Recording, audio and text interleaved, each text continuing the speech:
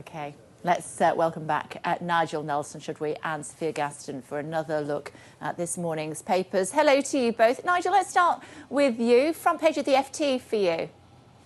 Yes, indeed. And this is President Biden saying that we should not return to austerity to deal with the pandemic when we finally get out of it. And Boris Johnson agrees with him, saying that we mustn't make the mistakes of the financial crash of 2008. Now, if you remember that, we had George Osborne telling us we were all in it together, which just wasn't true. That if you had a good job and a mortgage, you were quids in. If you're on a low income and lost your job, or even had a public sector job, you had pay freezes and so on. So we weren't all in it together. So the idea of actually keeping the economic stimulus going, paying our way out of this crisis, is much the best way forward. Money is very cheap. We can borrow it easily enough. Yes, eventually we'll have to pay it back, but it would be the right thing to do now.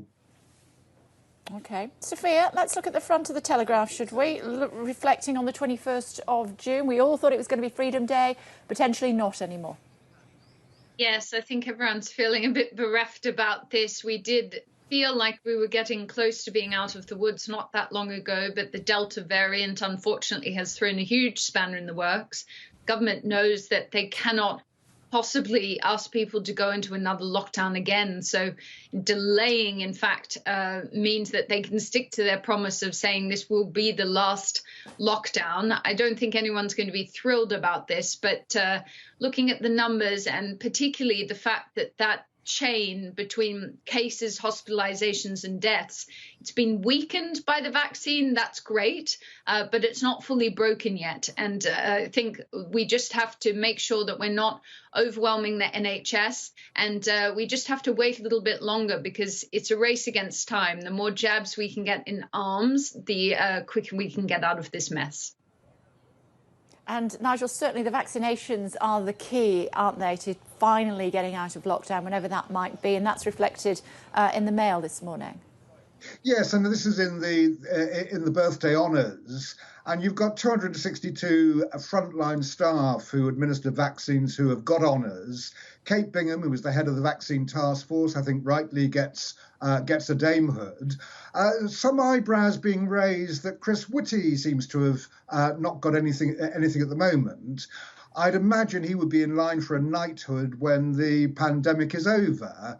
And indeed, Sir Patrick Vallance, who already has one, will probably go to the Lords if he chooses to retire.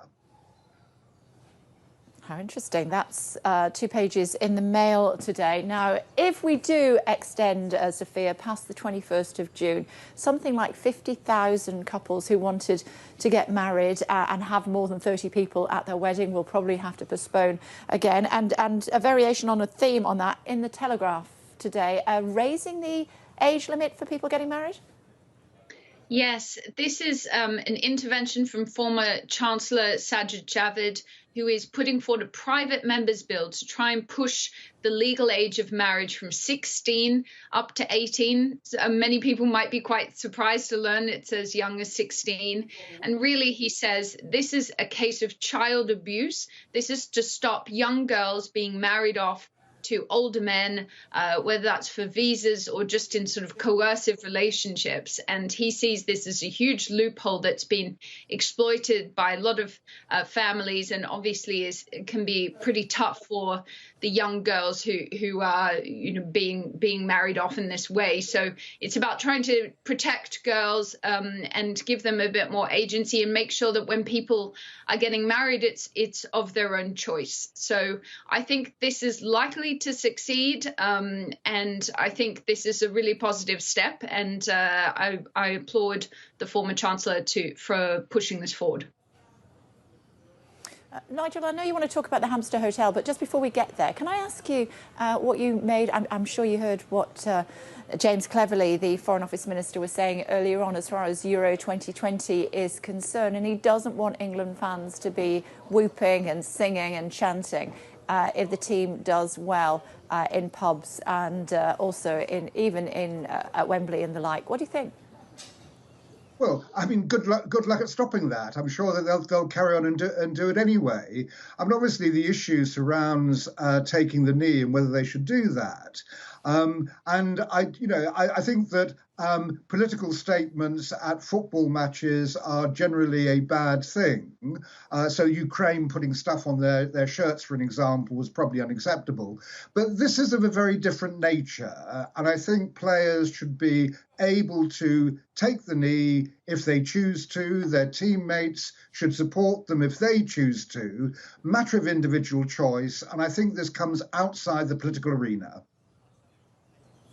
Okay, and Sophia, as far as the Prime Minister was concerned, his opening remarks yesterday at this G7 here in St Ives in Cornwall, he was saying that in order to be able to come out of the pandemic effectively, we have to be more feminine. Now, 50% of his audience are pretty cool with that anyway.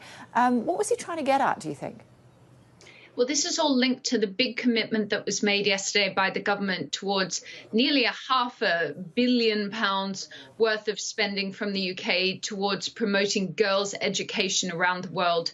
This is an issue that is very important to both the Prime Minister and the Foreign Secretary. It's very important because the benefits from girls' education ricochet across economic growth, conflict and security, and many other areas. And we do know that women and girls have been hit particularly hard during the pandemic.